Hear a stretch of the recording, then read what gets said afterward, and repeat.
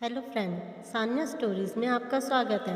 आपको हमारी कहानी कैसी लगी कमेंट बॉक्स में ज़रूर बताएं और हमारे चैनल को लाइक एंड सब्सक्राइब करें।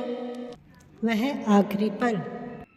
2 दिन पहले उनकी शादी की 8वीं सालगिरह थी, लेकिन हिरेन भूल गया और ऊपर से घर भी लेट आया। फिर तो कहना ही क्या, बहुत झगड़े थे दोनों उस दिन। गुस्सा ठंडा हो जाने पर हिरेन ने अपनी पत्नी को मनाने की भी कोशिश की, लेकिन मैडम तो मैडम होती है, मर्जी चाहे माफ़ करे, ना चाहे तो ना करे। शादी के कुछ साल तक तो सब कुछ ठीक था, लेकिन धीरे धीरे प्यार की जगह कड़वाहट ने ले ली और रोमांस की झगड़े ने। अब तो एक दूसरे के प्रति सम्मान के बीच में उनका स्वाभिमान आने लगा था।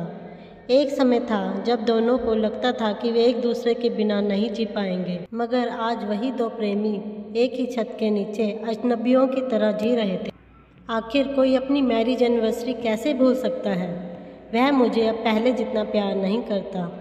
सोफे पर बैठी त्रिवेणी के मन में ख्याल आया। वह अपने पति से इतनी नाराज़ थी कि पिछले 2 दिन से उससे ठीक से बात भी नहीं कर रही थी। तभी दरवाजे की घंटी बजी। उसने जाकर दरवाज़ा खोला। सामने बारिश में भीगा हुआ हिरेन खड़ा था। हाथों में फूलों का गुलदस्ता था और चेहरे पे मुस्कान। लेकिन त्रिवेणी अभी भी माफ़ करने के मूड में नहीं थी। उसने गुलदस्ते को नीचे फेंक दिया और फिर से झगड़ने लगी। तुम्हें क्या लगता है, इस तरह से मुझे गुलदस्ता देने से मैं बात को भूल जाऊंगी? अगर सच में प्यार करते हो तो दिखाओ, इस तरह से झूठ मूठ का नाटक मत करो। हिरेन कुछ बोलता उससे पहले घर के अंदर से मोबाइल की घंटी बजने की आवाज़ सुनाई दी। त्रिवेणी ने अंदर जाकर फ़ोन अपने हाथ में लिया और कॉल करने वाले नंबर देखा। उसे थोड़ा आश्चर्य हुआ। वह कॉल हिरेन की ही थी, लेकिन जब उसने फ़ोन उठाया तो दूसरी तरफ किसी अनजान मर्द की आवाज़ सुनाई दी। हेलो, मैं गुड़गांवा पुलिस स्टेशन से सब इंस्पेक्टर विजय सिंह राठौर बात कर रहा हूँ। क्या यह हिरेन शर्मा के घर का नंबर है? जी हाँ, क्या कोई प्रॉब्लम है? मुझे खेद है, लेकिन एक दुर्घटना हुई है जिसमें एक आदमी की मृत्यु हो गई है। हमें उसकी जेब से एक वॉलेट और एक मोबाइल फ़ोन मिला है जिसमें आपका नंबर होम के नाम से सेव किया गया है। हमें उसके शरीर की पहचान करने के लिए किसी की आवश्यकता है। क्या आप अभी सिविल हॉस्पिटल आ सकती हैं? त्रिवेणी का दिल बैठ गया। वह अचंभित थी। उसने कहा, लेकिन मेरे पति तो यहाँ घर पर हैं मेरे साथ। क्षमा करें महोदय, लेकिन यह घटना 2 घंटे पहले ही हुई, जब वह रेलवे स्टेशन से बाहर निकल रहे थे। त्रिवेणी अपना होश खोने लगी थी। यह कैसे हो सकता है? उसने पहले किसी से सुना था कि कभी कभी आत्माएं इस दुनिया को छोड़ने से पहले अपने प्रियजनों से मिलने आती हैं। अपनी आंखों में आंसू के साथ वे भागती हुई हॉल में पहुंची। हिरेन वहां नहीं था।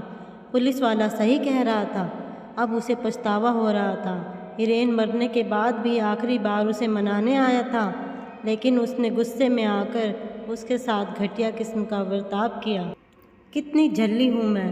वह रोती हुई फर्श पर बैठ गई। उसने अपना मौका खो दिया था हमेशा के लिए। उसे पुराने दिनों की घटनाएं याद आने लगी। वो शादी के पहले की रोमांटिक लव स्टोरी और हिरेन का थिएटर के अंदर सबके सामने शादी के लिए प्रपोज करना।